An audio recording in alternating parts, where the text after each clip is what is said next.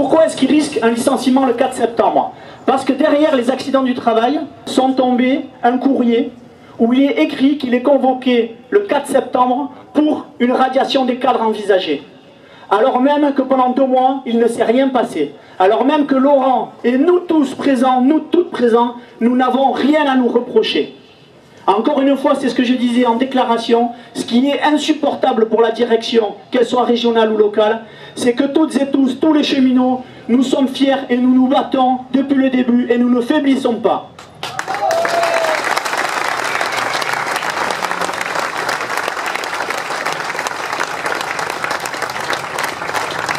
Maintenant, on va en venir aux faits parce qu'on n'a rien à cacher et on va jouer la transparence.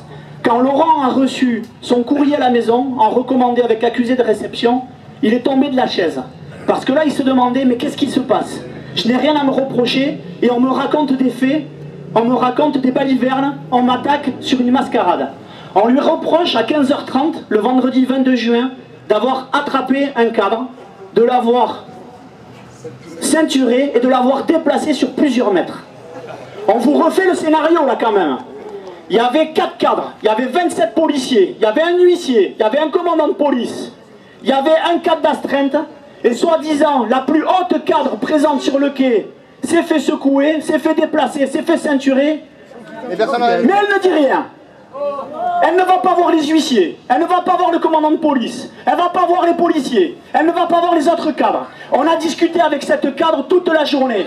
Pas une seule fois, elle est venue nous voir en nous disant « J'ai été attrapé, j'ai été ceinturé, j'ai été déplacé ».